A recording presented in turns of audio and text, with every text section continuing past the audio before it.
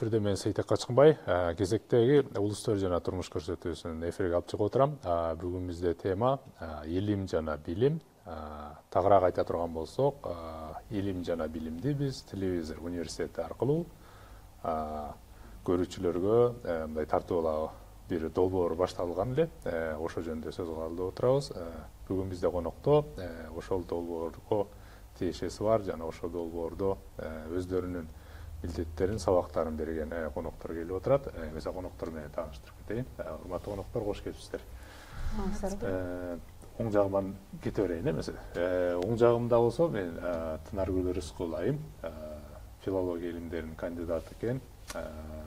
Акно билим берүү фондунун Төй айымы деп койсок болот, жетекчиси. Кызматчысы. Кызматчысыз, маңдайымда болсо Америка университетинин профессору, журналистика факультетинин деканы Элира Турдубай айым. Баарыбыз Фейсбукта активдүүсүз, оюпча сизди баарыбыз эле билебиз деп ойлойм. Кош келипсиздер. Рахмат. Эмесе сөзүбүзгө киришели. Азыр Элира айым сизден баштайын сөздү. Могу азыр сиздер илим жана билим деген бир проектти баштадыңыздар да. Ошо проектке мисалы мен өзүм да катыштым. Мындай кыргыз тилде кандай десем видео сабактарды экрандаштырып, аны азыр YouTube'дан берип атасыңар. Анан жакында мына Next TV-да көрсөтө баштайбыз деп пландаштырып атабыз. Ушул программанын долбоордун максаты жөнүндө сөз кылып бересизби? Илим долбоору бул Борбордук Азия Америка университетинин антропология бөлүмүнүн ага окутуучусу Руслан Рахимов экөөбүздүн алып чыккан демилгебиз болду. Жана Кыргызстандагы Сорос фондунун жардамы менен жана Борбордук Азия Америка университетинин жардамы менен жана мамлекеттик тил комиссиясынын маалыматтык колдоосу менен ишке ашты. Бул долбоордун алкагында негизи 20 курсту интернетке алып чыктык. YouTube каналыбыз бар, ал жакта илим деп издесе канал чыгат. 400 видео бүгүнгө чейин коюлду. Ар бир видео 15 мүнөттөн. Бул сабактар негизи бул биздин Кыргызстандагы жогорку окуу жайлардын профессорлору тарабынан окутулду. Бул сабактар көбүнчө гуманитардык, социалдык илимдер болуп эсептелет. Так илимдер азырынча жок. Бирок негизи бул сабактар Кыргызстандын алдыңкы жогорку окуу жайларында ушул сабактарды көп жылдан бери берип келген методикалык жактан такшалган ушундай алдыңкы ага эжелер тарабынан окутулду.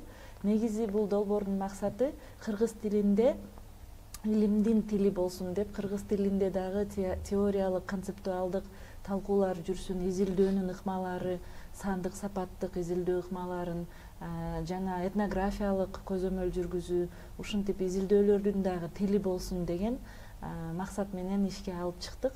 Негизи бул бардык эле жаш курактагы адамдарга багытталган, мектеп окуучуларынан тарта жогорку окуу жайынын студенттери же өзүн өзү өнүктүрөм деген ар бир жаштагы эле адамдарга багытталган, негизи кыргыз тилдүү адамдарга.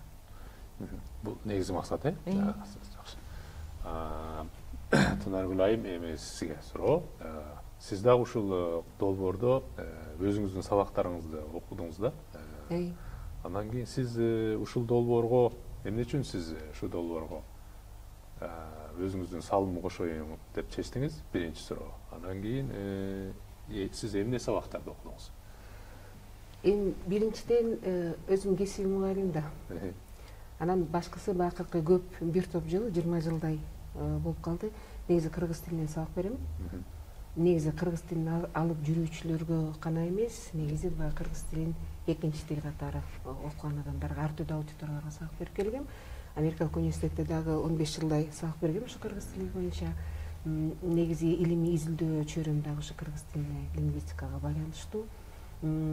Ошол ал эми бул долбоорго катышканым чакыруу менен келгем. Биринчиден, анан экинчи бул жерде окуган курсум 3 курс окуп атам, 3-чү курсумду бүтүп калдым. Бул биринчи сабак, бул негизи кыргыз тилдүү класстарга, кыргыз тилдүү студенттерге сабак берген мугалимдер үчүн негизи бул усулдук сабак. Сынуу жүгүртүү усулдары деген сабак, себеби азыр өтө мындай таанымал, өтө мындай жаңы болуп келе жаткан нерсе, мурунку салттуу эмес, жаңы сабак өтүүдө, мындай окуучулар менен студенттер менен иштөөдө жаңы биздин чөлкөм үчүн ичинде жаңыраак деген сыной жүгүртүү усулдары бар. Ошону мен кыргыз тилинде окудум. Экинчи сабагым кыргыз тилин улантуучу сабак катары бердим. Ал болсо жана кыргыз тилин мындай башталгыч деңгээлде билген, бирок мындай кичине сөз байлыгы жетишсизирээк, мындай балким кененирээк социалдык болобу, саясий болобу темаларда сүйлөшкөнгө баягы кичине тажрыйбасы жетишпегенирээк, бирок дегингиси кыргыз тилин билген адамдарга да ошонун сөз байлыгын кеңейтүү, ошол ар түрдүү темаларда сүйлөшүп, ошол сыной жүгүртүү усулдарынын айрымдарын алып колдонуу менен ошо сабак бердим. Ал эми 3-үнчү сабак болсо, бул дагы негизи көйгөйлүү деп эсептелген нерсе, бул кыргыз тилинде жанагы расмий иш кагаздарын жазуу. Ошонун мындай жалпы принциптери эмнелерге негизделет, анан батилдик, стилистикалык жагынан негизи ошол расмий кагаздар жүрчү чөйрөгө ошо тилдик эмне өзгөчөлүктөр бар экен, ошол жөнүндө ошону камтыган сабак болуп жатат да, 3-үнчү сабак. Себеби сизди чакырган үчүн эле келдиңиз, Сизде башка мотивация болду беле мындай? Эми мотивация деген кандай? Негизи кыргыз тили үстүндө ушунча жылдан бери иштеп, кыргыз тилин сабак берүү, баягы экинчи тил катары сабак берүү үчүн ар түрдүү материалдарды иштеп чыгып, өзүм чаккан тексттерди жазып, өзүм тесттерди иштеп чыгып, кыргыз тилинин мындай тилчилер үчүн эмес грамматикасы дегенде жазган окуу куралым дагы бар. Өзүм жазган.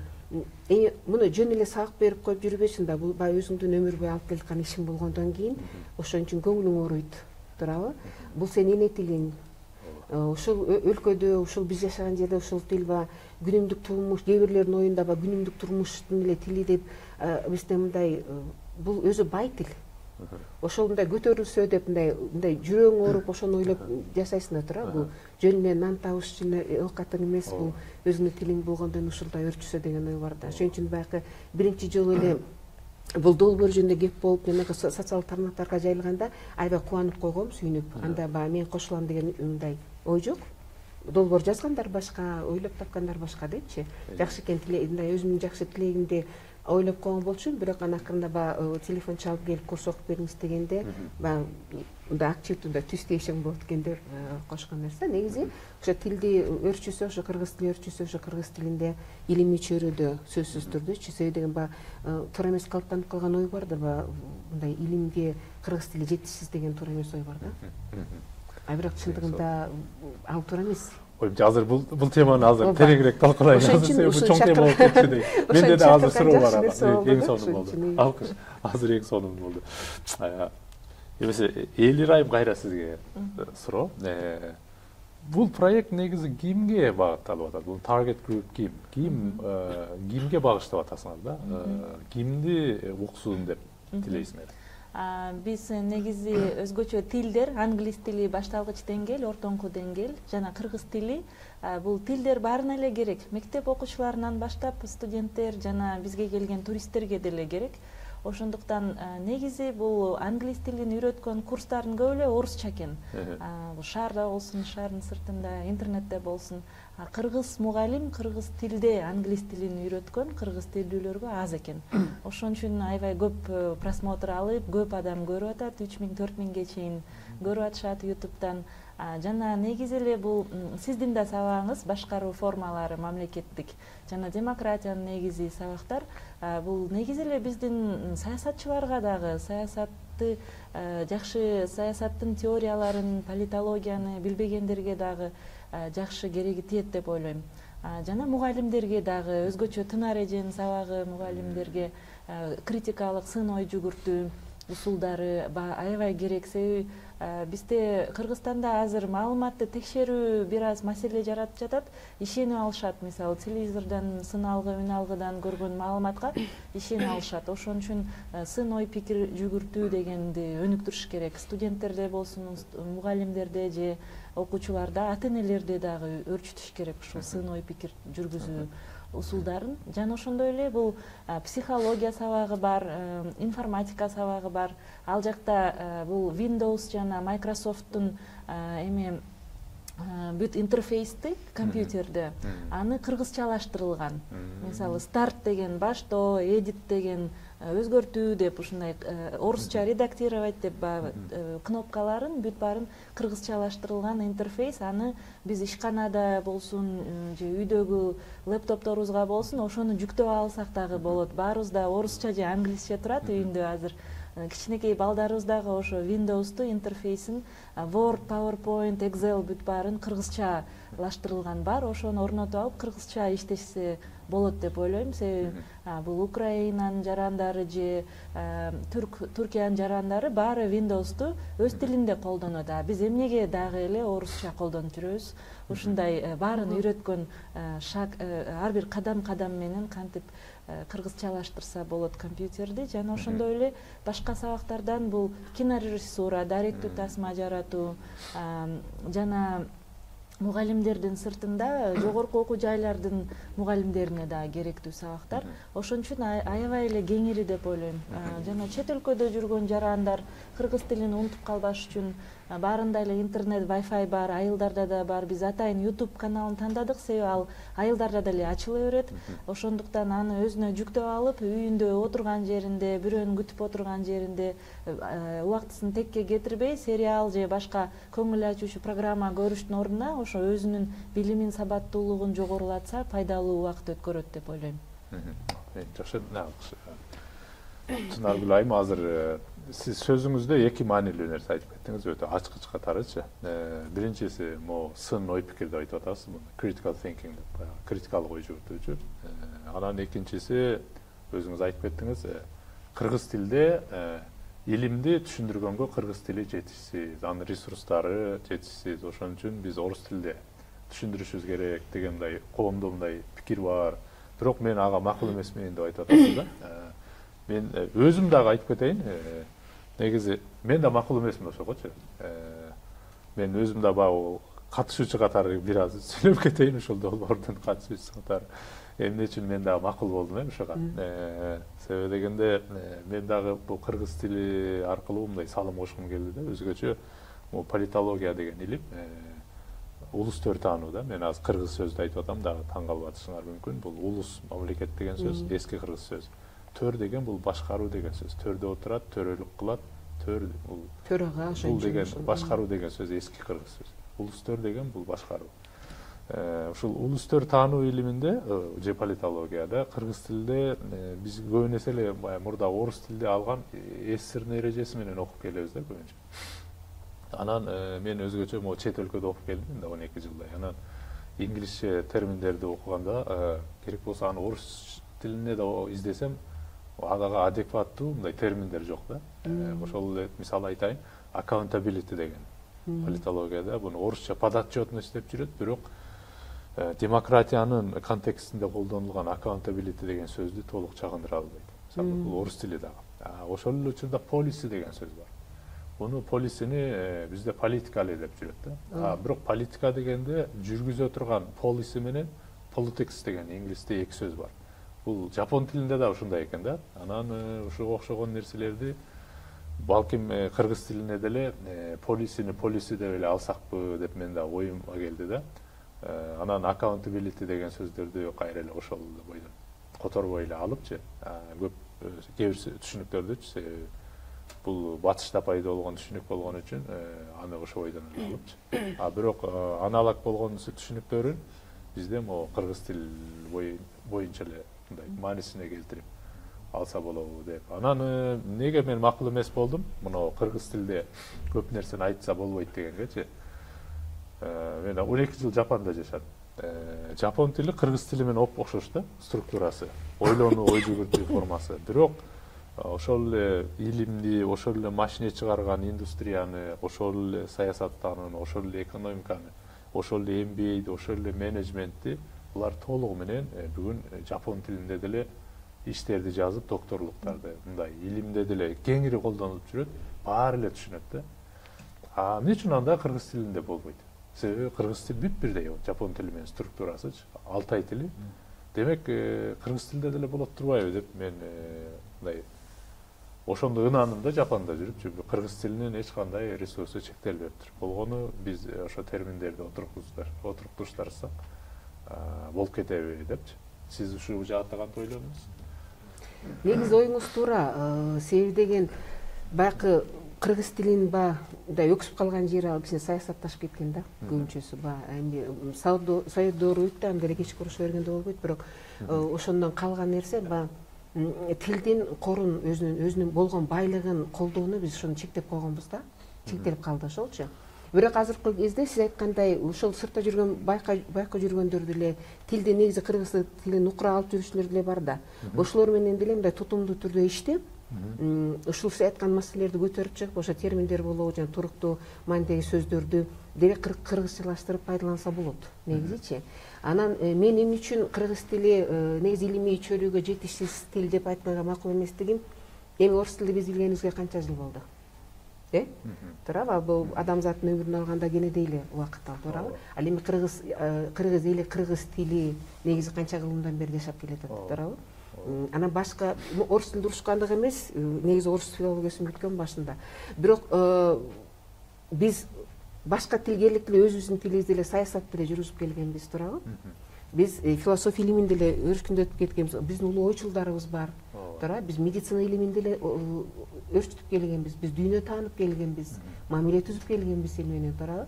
Биздин эмебиз, кемчилигибиз да ушул сиз айткан маселени чечүүдө негизи тилди мындай негизи ушу тил маселесин чечүүгө келгенде муну кайсы министрлик болобу, тийиштүү мекемелер болобу, муну бир жумушчу милдет катары кабыл алып гана чечкени жакшы да. Ошо сиз айткан маселелер боюнча мисалы отуруп ушундай ой бар, ушинтип эле деп эле мисалы жумушчу топ түзүлөбү, туурабы?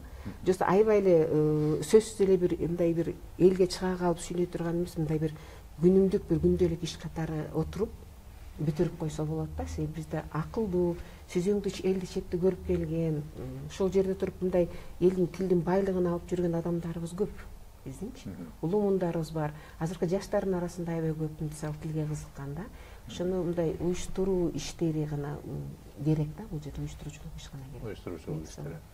Ал эми жанакы айрым терминдерди балким өзгөртүүсүз латын тилинен англис тилине алыш керек дегенге мен макулмун. Бул жерде дагы өтө саясатташып кеткенбиз да. Азыр өтө эле кыргызчалатабыз, анан Күн алгы дегенге чейин барып калдык го. Ооба да. Анан так эле четтебизде эле таптак эле башка чектен ашып кетип атабыз да. Араб тилинен болобу же башка тилинен болобу, түрк тилинен болобу, мындай өтө көп эле ачыкча сөздөр келип атат. Адал деген сөздү эмне деп калдык? Халал деп калдык. Халал деп да. Ошол болуп калды да. Негизи мындай өтө эле кичине чарпылгандай абалда да азыр кыргыз тиличи негизи мындай бир аттуу баштуу бирөө мындай башында метип эң бир байкуш эле бул кыргыз тил болуп калгандай болуп калды да. Негизи ошондой динчилдери дагы үстүнөн зордуктайт, саясатчылар дагы зордуктайт. Ошондой болуп калды да. Колониянын байкуш эле ушу бир эң күчүбүз эле жеткен ушу кыргыз тили окшойт анда. Негизи өзүбүздүн тилди алып кеп өз тилди алып жүрүүчүлөр өзүбүздө да. Өзүбүз ушу тилди ушу жакшы тил экен, ушундай сүйлөшсө болот, ушундай деп мына көрсөтүп, ушуну алып жүрүшүбүз керек өзүбүзчү. Биз бөлүп салып атпайбызбы? Кыргыз тил билбеген баланчадай анан кыргыз тили күнчөдөй болуп ушундай болуп калып атпайбызбы? Бизчи негизи өзүбүздүн аң сезимибиз өзгөрүш керек да, алып жүрүүчүбүз. Элирайым, сиздер оюмча ушул долбоорду баштап атканда мындай ойлонсоңуздар керек дейм да, оюмча. Могу өзгөчө, могу кыргыз тилдүү чөйрөдө могу биз азыр сиздер баштап аткан ушу долбоор бир топ тармакты кабыл алып мындай камтып кетти да, анан бүт баары кыргыз тилде болду да. Анан эмне үчүн орус тилде эмес кыргыз тилде болду дегенде кандай дагы эмнелерди эсиңизге алдыңыздар да? Биз негизи интернет маалымат технологияларынын өнүгүүсү менен бул интернетте мисалы бир сөздү, бир терминди издесең, жалаң эле орусча чыгат, же түркчө же англисче чыгат, кыргызча жокко эсе маалымат интернет айдыңында. Ошондуктан биз ушул боштукту да толтуралы деген, бул Википедия бар, ооба, бирок Википедияда ал канчалык ага ишенсе болот, себеби анын редактору жок, аны кадимки эле адамдар жазып койсо чыга берет, Википедия топтолуп. Ошондуктан реферат же курстук иш жазганда же илимий иш жазганда Википедияны көрсөтө албайбыз биз маалымат булагы катары. Ошондуктан кыргыз тилинде абдан аз, орус тилинде көп мындай курстар, англис тилинде аябай көп, миллион просмотр алышат. Хан Академия бар, Курсера бар, орустарда Арзамас бар. Бизде мисалы математика жөнүндө деле мисалы жазса, сабактар миллиондогон чыгат орусча. кыргызча жок, кыргызча аз. Ошондуктан бул маалымат айдыңында кыргызчаны дагы берели деген максат менен чыктык. Анын сыртында азыр баарында эле маалымат болуп калгандыктан ошол жана айтып өткөндөй убактысын жакшы пайдалансын деп анан биз курстарда студент мисалы уктап отурушу мүмкүн же 150-200 студентке келип лекция окуганда профессор ар бирине түшүндүрүп жеткириш же ал ооруп калат же агайдын айтканын түшүнбөй калат, кайра сурайын десе уже убакыт өтүп калат. Ошон үчүн бул натыйжалуулукту жогорулатыш үчүн курстардын бул кошумча маалымат булагы катары дагы жакшы үйүнө барып алып кайра түрүп алып көрө берсе болот. Ошондуктан бул жакшы маалымат. Анан уникалдуу курс болгондуктан бул ар бир силабусту, окуу планын 16 жумалык бул программаны 7 сааттын ичинде бергенге үлгүрүштү. Жалаң эле лекция, семинардык, практикалык тарабы жок. Бирок бул биринчи этап пилоттук программа болгондуктан ушундай болуп калды. Бир тараптуу.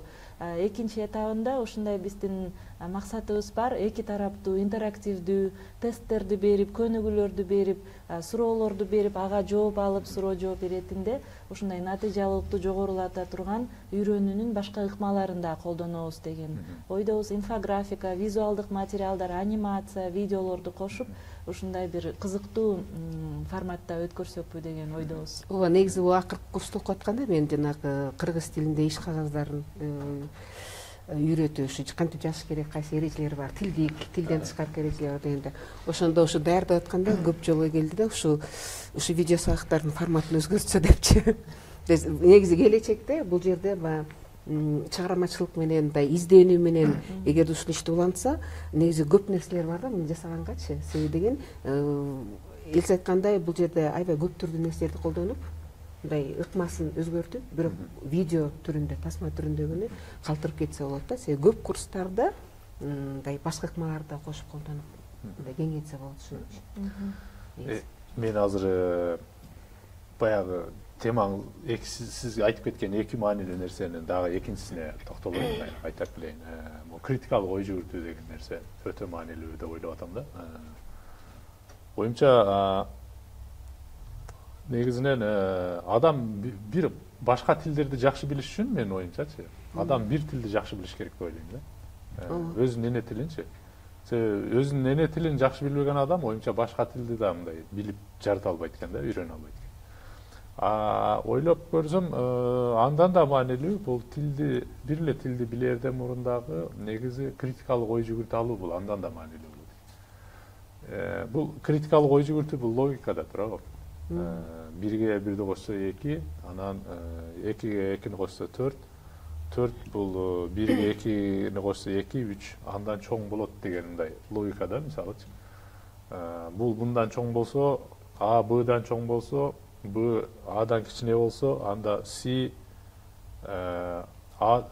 кайра эле Б'дан кичине болсо, Адан чоң боло албайт деген сыяктуучу. Ошондой критикалык ой жүгүртүүдө бизде кантип ойлоп атасыз? Негизи Кыргыз Республикасында мектептерде жалпы эле мындай бир проблема барбы деп ойлойм да, мына критикалык ой жүгүртүүчү. Бул кыргыз тилинин эле проблемасы эмес, мындай логикалык сабактар дагы кирсе депчи, мисалы эмне үчүн деген суроонун жообун биз көп окубай эле, баягы что, где, когда деген сыяктуу эмне, качан, каерде деген эле суроо бул мындай жаттап ала турган эле нерселер да, бул энциклопедиялык.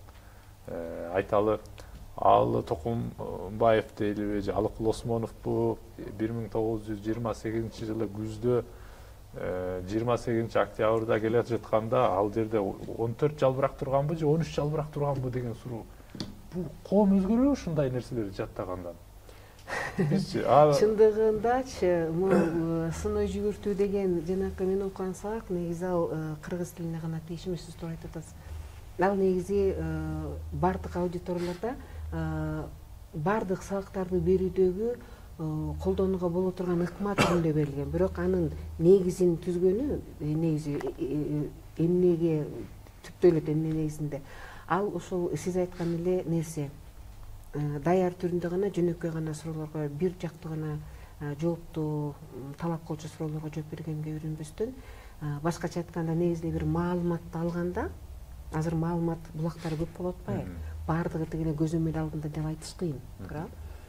ошону мындай ушул туурабы туура эмеспи дегенди ошону жана сиз айткан логикага салыштырып, акылга салыштырып. Илимдин биринчи эрежеси бир маалыматты алганда сөзсүз ага шек санап көр деген эреже бар. Шек санап көр деген бар. Биз ошондон чектеп калганбыз да. Негизи баягы Советтер Союзунан калган баягы салттык сабак билим берүүнүн, мектептеги билим берүүнүн ыкмасы баягы балдарга даяр эле маалыматты берип коюп, алар сиз айткандай жаттап алып ошону кайра кайталап коюш керек да. Ошол болуп калган. Сыноо жуурт ыкмаларынын максаты бала биринчиден түшүнүш керек, эмне үчүн окуп атам, мунун мага кереги барбы? Бирок аны дагы мындай эми логиканын чегинде, албетте, тартиптин чегинде. Бирок ошону алганда, мисалы, бул ушинтип жаздыр, эмне үчүн? Мындай болсо эмне болот? Мен анын ордунда болсом эмне кылат элем деп.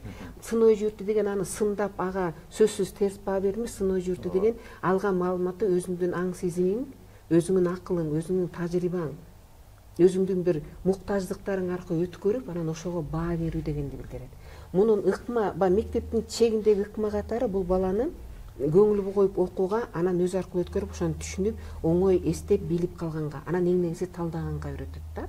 Ал эми мектептин окуунун чегинен алганда, негизи мектепти бүтүп чыккан бала, мейли окуу жайында бүтүп чыккан адам, айылына тегеректе болуп аткан нерселерди дагы, ал дагы маалымат да. Сөз түрүндө, тил түрүндө болбосо да, мисалы көчтө илинип турган нерсе да маалымат, туурабы? Ошого да сымбаалап, ошону мындай өзүнө салыштырып, өзүнө мындай өлчөп ченеп көрүшү керек да, билиши керек негизи. Коомдо негизи сыноо жууртуучулук деген болуш керек. Сөзсүз эле үйдө турган бир айтып койду, ошону кылам деген бул негизи туура эмес нерсе да. Ошон үчүн баягы сыноо жууртунун максаты негизи кененирээк, сиз айткандай логикага таянуу.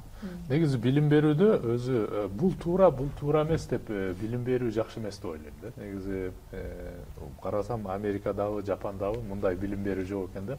Жашоодо эмне туура эмес ар бир адам өзү тандайт. Себеби дегенде алма өрүктөн жакшы деген эреже жок. Өрүк шабдалдан жакшы деген эреже жок. Ким эмнени жакшы көрөт, ал ар кимдин өзүнүн иши. Бирок биз илимде айтылгандай бир билимди, бир информацияны алсак, сөзсүз ага шек санап көрүп, ага альтернатива пикир коюп көрүү. Эгер биз аны экиге экини кошсо 4 деп эле ошол ойдон кабыл алсак, анда баягы фальсифицируемость деп коет го, falsifiability, бир пикир төгүнгө чыгарганга мүмкүнчүлүгү жок болуп калса, ал фактка айланып калат деп айтылат. Фактты айтыштын өзү бул тавтология дейт. Bunun gereği yok депчи. Ошон үчүн пикир жаңылышканга шансы болуш керек сөзсүзчү. Бирок шанс азайган сайын ал мындай ынанымдуу пикирге айланат деп айтылат да. Эгер өтө эле жаңылышып кала турганы болуп калса, ал мындай ынанымсыз пикир болот деп. Ошол сыяктуу дагы оюмча мектепке мындай негизи окуу чегинен алганда кыргыз тили дагы ушуга маанилүү берет. Туура бул. Негизи окутуунун чегинен алганда сиздин айтканыңыз туура, жанагы алма сөзсүз шабдалдан даамдуу дегенчи. Негизи деген адам баласы балдарды кичине кезинен окучу убакытта дагычы, негизи биздин коомго бул өтө маанилүү нерсе. Сөзсүз мен айткан туура, сеники туура эмес дегенди кичүүлөргө үйрөтүү туура эмес да. Бала өзү туура эмес айткандан, жаңылышкандан, ой жүгүртүп, өзүн сынап көргөндөн мындай коркпошу керек. Негизи адам баласы өзү жыгылып көрмөйүнчө, жыгылганда бут ооруй турганын билбейт. Туура, аны дайыма эле коргоп, мындай түз жүр дегенди үйрөтпөш керек. Анан окутуунун усулу катары алганда бул деген балдарды эркин ой жүгүрткөнгө, өзүнүн катасын өзү жасап, анан өзүнүн катасын көрүп, анан өзү оңдогонго үйрөтүш керек да. Сөзсүз даяр түрүндө эле багы чайнап оозуна салып койгондой эмес, негизи өзү билиш керек. Чайнап оозуна салганды жебестен, ошону өзү таап жегендей үйрөнүш керек, өзүчү. Негизи усулдардын сиз айткандай чын эле Атүгүл жана сиздин мисалыңыз 2-ге 2 кошкон дайыма эле 4 боло бербейт. Туурабы? 2 литр менен 2 килограммга кошсоң, ал сөзсүз 2 килограмм 4 килограмм болот. Туурабы?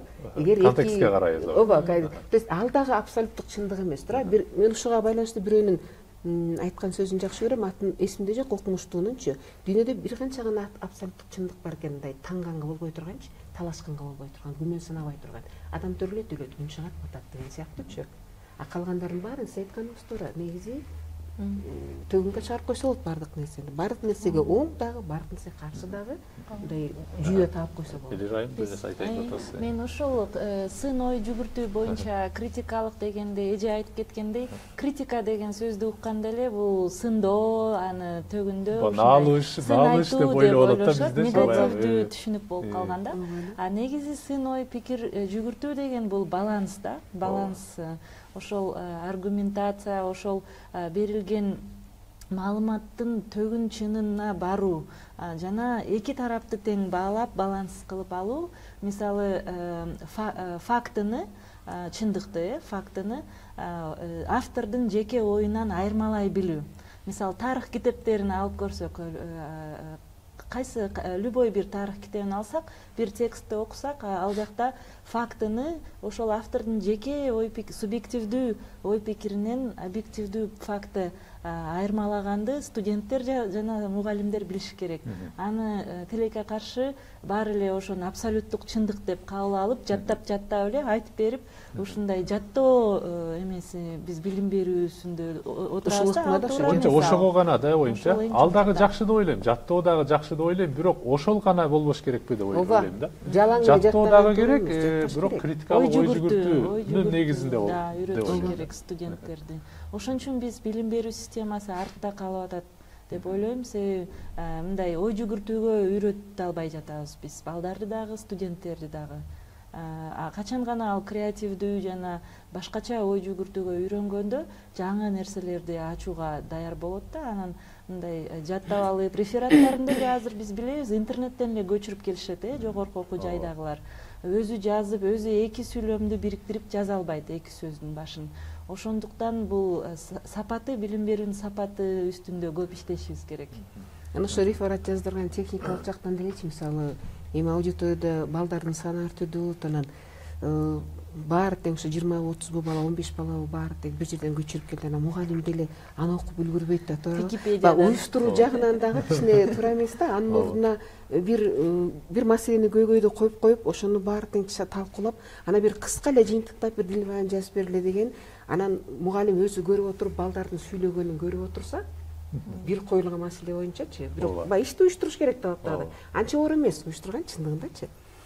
Канча 100 балабы, 10 балабы, 5 балабы уюштуруп койсо болот 40 мүнөт, 1 сааттачы. Анан балдардын ошо топ менен иштегенде боло өзүнүн иштеген ойлорун угуп коюу мугалим үчүн ошо бала жөнүндө көбүрөөк маалымат берет. Мугалим ошо балага баа койгону келгенде өзү мындай ишеничтүү коет балачы, баланча да ушундай кылды эле деп, ушундай ой бар, ушундай ой жүгүртө алат депчи. Кеп маданиятына да үйрөтөт. Бирөөнү терс айткан сын оюна дагы кабыл алганга да үйрөтөт. Башкага сый мындай тетири, мындай макул эмес оюнда мындай сый айтканга да тартпаган үйрөтөт да. Негизи сын ой жүгүртүү ыкмасы мен аябай жакшы көрөм негизичи, өзү аябай жакшы нерсе да. Негизи мугалимди дагы мындай убакытты үнөмдөө жагынан аябай мугалимге жардам берет, анан аябай негизи мугалимдин жашоосун жеңилдете турган ыкма да негизичи. Бир аз гана мындай бир эле сааттын алдында эле бир аз убакыт эле отуруп ойлонуп койсо эле жетиштүү нерсе. Мен аябай жакшы көрөм муну. Менин оюмча бул биз изилдөө ыкмаларын үйрөтүшүбүз керек биздин балдарыбызга, кыздарыбызга, бул студенттерге мектеп жашынан баштап эле изилдөө ыкмаларын, сандык жана сапаттык жана башка бул этнографиялык изилдөө усулдары деген биздин Мукаррам Токтогулова эже окуйт, антрополог, маданий антрополог. Бул аябай жакшы байкоо жүргүзүү, маалыматты топтогондон кийин аны кантип анализ жасаш керек, аны кантип жазыш керек. Биринчи курстан баштап эле бардык жогорку окуу жайларына кириш керек. Анан 4 жылдын ичинде ошол ыкмаларды жакшылап үйрөнүп, маалымат топтоп, анализдеп, аны синтездеп, аны жазыш, ошол изилдөө ыкмаларын өнүктүрмөй сайын биздин илим, билим өнүкпөйт деп ойлойм. Кыргызстандачы. Негизи биз чындап эле оюмча бул арийне бул бир гана проект болуп атат, бирок негизинен ушул проектти жөнүндө эле сөз кылып келгенде биз жалпы эле ошо аргасыздан ушу биздин Кыргыз Республикасындагы билим берүүнүн абалы жана негизи биздин билим берүүнүн курсуна аргасыздан тийишкенге муктаж болобуз да. Себеби дегенде чынында менин түшүнүгүмдө бул проектти мындай бир өзгөчө болду деп ойлойм да. Негизинен көпчүлүгү биринчи булактардан окуп, ошо биринчи булактардан алган билим менен мындай бөлүшкөндөй болуп атат да. Биз буга чейин көбүн эсе советтик билимди алып, орусча окуп, анан орустун көзү менен алган нерсени анан мындай чечмелеп берчү элек да.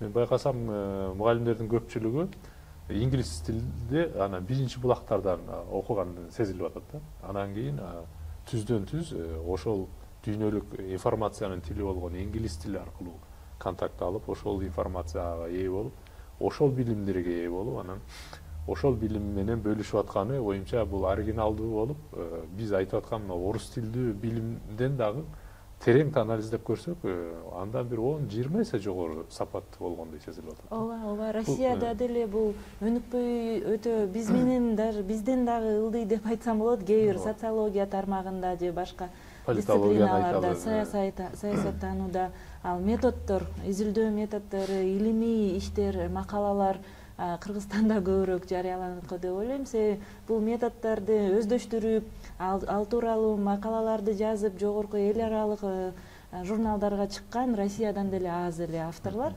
Ошондуктан бул сын ой пикир жүгүртүү өзгөчө бир эле Кыргызстан эмес, Россиядагы орус тилдүү СНГ мамлекетиндегилерге керек деп ойлойм. Жана бул жок мындай курс интернет айдыңында биринчи болуп эсептелет. Эми орус тилинде баягы негизи салттуу колдонуп баягы мурунку союздун аймагындагы өлкөлөрдө негизи баягы окуу, билим берүү жагынан реформа менин билишимче аз эле өлкөлөрдө болду. Могу Прибалтика өлкөлөрүндө, Молдовада болду, ал жерде ар түрдүү Семера жана башка долбоорлор иштеген билим берүүнүн жана көп тилдүү билим берүү, анан ушул эркин сыной жүгүртүү аркылуу билим берүү, жанакы лекция деген окуутун ыкмасы катары ошондон баш тартуу сыяктуу. Анан студенттерге өз алдынча маалымат издеп, өз алдынча ой жүгүртүп, өз алдынча бир иштерди жасоо, макала түрүндө болобу, диплом түрүндө болобучу. Ошого элиз айткандай чындыгында эле жанакы окутуунун усулдары, изилдөөнүн усулдары чын эле керек болот да. Бирок басымдуу бөлүгү союз, мурунку союздан калган жерде салттуу билим берүү менен келе атат да. Негизи элиз айткандай чындыгында эле мындай ыкмаларды өзгөртүү, негизи окутуунун форматын өзгөртүү, негизи билим берүү тутумунда кандайдыр бир нерселерди ойлонуштуруп, акырындык менен эч кандай репрессиясы жок, эч кандай кысымдоо, эч кандай бирөөнүн баягы көнүмүш турмушун аябай эле кескин бузуу өзгөртүү эмес, мындай акырындык менен өзгөртсө болот. Муну деле жана мен башында айткан негизи жумушчу милдет катары алып эле аткарса болот да. Элирайым, могу проект эми азыр мына бүтүп эле калды, дээрлик баары лекцияларым бүттү эле. Bundan ары кандай пландар бар? Ушул проекттин алкагында дагы башка лекцияларды дагы ушундай, кандай десем, муну Жапанда Хоусоо дайгаку деп коет, мындайча айтканда. Эфир университет деп коет да мунучу. Ушундай эфир университетти дагы улантайын деген оюңуздар барбы? Кайсы багытка көңүл бурасыздар эми? Биздин албетте улантабыз деген оюбуз бар. 20 курс менен эле чектелип токтоп калбастан, бул январдын аягында бүттү Сорос фондунун колдоосу, бирок экинчи этапка дагы даярданып жатабыз. Ушул курстардын санын 100гө жеткирсекпи деген ойдобуз. Азыр жогорку окуу жайларын кыдырып, мугалимдерге, студенттерге презентация кылып баштадык. Кечээ Арабаева университетинде болдук. Алар да аябай кызыгып, өздөрүнүн курстарын алар дагы ушинтип эфирге алып чыксак, жардам берип, кызматташсак болобу деп аябай кызыгуу пайда болду. Мисалы, бир эле гуманитардык, социалдык эмес, так илимдер жана прикладдык колдонмо илимдери. Мисалы, дизайн, кийим тигүү, войлок менен иштөө, жүн менен иштөө, жана башка информатика, жана математика, геометрия, ушундай металл менен иштөө, ушундай инженердик, техникалык, архитектура, ушундай курулуш, жана башка бул өндүрүш деген ушундай соода саттык, менеджмент, маркетинг, бизнести кантип жүргүзүш керек, фермерлерге дагы помидорду кантип өстүрүш керек, гигиена, баланы кантип тарбиялаш керек, ушундай аябай керектүү колдонмо түрүндөгү прикладдык сабактарды берсекпи деген ойдобуз. Анын үчүн биз азыр демөөрчүлөргө жардамыбыз бар, муктажбыз. Кыргыз тилин өнүктүрөм деген ушундай биздин жарандарыбыз болсо, эшигибиз ачык дайыма. колдоого муктажбыз жана кызматташууга муктажбыз. Эртең бул улуттук университетке барып презентация жасайбыз. Жана ошондой эле балдар үчүн бир атайын проект долбоор ачылат. Ал ушул илимдин астында балдардын бөлмөсү деп аталат. Ал жакта ар түрдүү тилдеги мультфильмдерди англисче, французча, башка тилдерден кыргызчага которуп дубляждоо ошол жактан көрүшсө болот. Жана оюндардын түрүн балдарга аларды дагы эстеп коелу деп балдарга да ачабыз. Анын сыртында анимацияны колдонуп, ушу визуалдык инфографиканы колдонуп бир аз кызыктуураак кылсакпы деген ойдобуз. Жана бул кыргыз тилин гана өнүктүрүүгө эмес, башка бул илимдин тилин дагы көтөргөнгө биз аракет кылабыз деп ойлойбуз. Ар дайым эшигибиз ачык. Бул пайдасы бир эле студенттер жана мектеп окуучуларына эмес, баарына тийип жатат. Бизге башка өлкөлөрдөн жазып жатышат, чет өлкөдөгү кыргызстандыктар. Америка, Кореядан, Жапандан жазып атышат. Аябай жакшы демилге, биз кантип жардам беребиз, биз дагы өзүбүз да бул жактан лекцияларды окуп койсок болобу деген ушундай аябай көп кызыгуу жаратты бул долбоор деп ойлойм. Ошондуктан колдоого дайыма кызматташууга даярбыз. Тынаргүл айым, сизде кошумча негизи ой пикир барбы бул ушул проект жөнүндө? Долбоор жөнүндө, долбоор боюнча негизи аябай жакшы долбоор. Жанакы эле мен айткан нерсе негизи кыргыз тилинде дүйнө таануу ар түрдүү багытта болбосун мүмкүн экендигин көрсөткөн жакшы долбоор да. Анан мен азыр отуруп Илзан сүйлөткөндө эстеп кеттим. Мен негизи кыргыз мектебин бүткөм да. Анан ошондо баягы геометрия сабагы, математика сабагын кыргыз тилинде өтөт элек да. Негизи сүйгөн сабагым математика болчу да. Анан кийин окууну бүтүп, анан баягы шаардык жээндериме сабагына жардам бере келгенде мен көрсөм математика боюнча орусча сөздөрдү билбейт экенмин да. Плюс менен минустан башкачы. Анан ойлогонум деген чындыгында эле кыргыз тили аябай бай тил. Кыргыз тили баштапкы мезгилдерде илим жалпы коомдук деп тил билим жалпы элге тарап да атүгүл Совет доорунун башында деле өтө бай жакшы тил болчу да. Өкүндүргөнүм кайсы убакта качан мындай бир кайсы бир жерден бир жайып тазып четтеп калганбыз да, эмне үчүн экенин түшүнбөйм ошончу. Ошону кайра кайтарып келсе болот ошонучу. Анан ушул долбоор өтө көп жакшы жардам берет болуш керек дейм да. Себеби Элзалардын тилеги ойлогон көздөгөндөр аябай жакшы, дагы 100 сабакка жетсе, анан дагы академиялык эле чөйрөдө эмес, бирок элдик билимдерди алып жүргөн дагы, салттык билимдерди алып жүргөндөр да келип, аябай жакшы агалар, аябай жакшы эжелер бар да, туурабы? Аябай жакшы мындай элге да мындай сүйлөгөн алган, өзүнүн билимин айта алган адамдар бар да, ошолор да кошулса да иликтеп, мынтипчи, бул долбоор аябай көп нерсе бере турган нерсе да, өтө келечектүү нерсе да. Анан албетте бул жерде бардык нерселер негизи каражатка такалат. Эгерде мындай аң сезимдүү, колунда бар, жардам бере алам деген кишилер жардам берип кайрылса, бул долбоор өзүндай өтө өйдөлөп кете турган долбоор да негизи. Боюнча эң сонун долбоор деп ойлойм. Биз мектепте окуп жүргөнүбүздө мындай нерсе эч жок эле да. Ал убакта деген тиги чет өлкөгө барып окуп келиптир деген кишилер деле абдан сейрек болчу да. Биз оюмда ошол учурда эсимде, мен чыгыш таануучу болгум келип, анан орустун каналдарынан «Вокруг света» альманахты көрүп, анан ал жерде Алексей Маслов деген бир чыгыш таануучу болот эле. Кытай жөнүндө айтып берет эле. Анан ошол биз үчүн да бир кумир катары абдан таң калат элек. Ошо каяктан билип алат ушунун баарын депчи.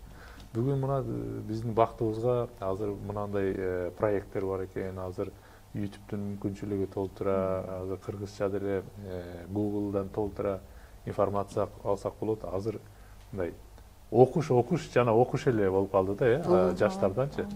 Элнира айым, эмесе сиз бир көрсөтүүбүз азыр соңуна жакындап баратат. Аягында бир айтып кетсеңиз, бул жаштар азыр ушул долбоорду кайсы жерден көрсө болот, кайсы сайттардан көрсө болот, эмне кылсын? Ошол жерде тереңирээк. Биздин веб-сайтыбыз бар, elim.kg. Ошол жакта 20 курстун баарын видеосу бар. Ал жакта YouTube каналына ошол ссылканы басканда YouTube каналына өтөт. YouTube каналында кыргызча эле жазышат, элим деп жазса канал чыгат. Ошол каналга кирип подписка жазылып коюшса, ошол жаңы видеолор чыккан сайын аларга кабар келип турат. Жана Facebook баракчабыз бар, ал жакта элим англисче жазылат, латынча. ал баракка да лайк басып же подписка болуп коюшса, жазылып, ал жактан да көп кабарларды алып турса болот. Анын сыртында бул мен айтып кетерим, биздин жаштар деги эле кыргыз тилинде сүйлөгөн ушул биздин көрөрмандар, угармандар ушул илим тууралуу башка жоро жолдошторуна, бүт тааныштарына, бирге иштегендерине, группалаштарына баарына айтып жайылса деген кайрылуум бар да. Себеби баарына эле ушундай жете бербейт экен биз айтканда, ошондуктан сиздерден сураныч жайылтып ушул кабарды баарын подписка болгула деп жазылдырып ушул каналды көрүп коюшса деген суранычым бар эле, өтүнүчүм. Алкыш.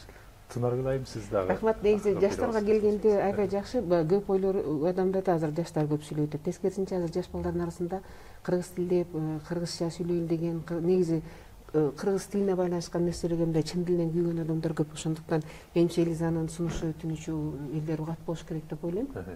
Негизи рахмат силерге. Рахмат. Жок, алкыш дейбиз да. Албетте рахмат. Негизи аябай чоң жакшы нерсе. Ушул долбоордун инициатива кылып көтөргөндөргө, ошол жерде эмгектенген балдарга баарына алкыш айтабыз. Биздин мугалимдерге, профессорлук составка, биздин ушул кайсы суббота, ишемби, жекшемби күндөрү болот запистер. Ошого убактысын кетирип, ушул келип, ушундай мотивация менен иштеген профессорлорубузга сиздерге да чоң рахмат. Бардык ошол 15 профессорго баарына чоң рахмат. Сиздер болбосоңуз бул долбоор ишке ашпайт эле. Рахмат. Чоң алкыш. Бирок ишти баштаган рахмат чоң. Чоң алкыш. Урматтуу көрүүчүлөр, тилек каршы биздин убактыбыз соңуна келип отурат. Бүгүн биз сиздер менен илим билим долбоорунун алкагында тартылган, видеолошулган мындайча эфир университет жөнүндө сөз кылдык. Бүгүн бизде студияда конокто Америка университетинин журналистика факультетинин деканы Элира Турдубай айым менен Тынаргүл Рыскул айым болду.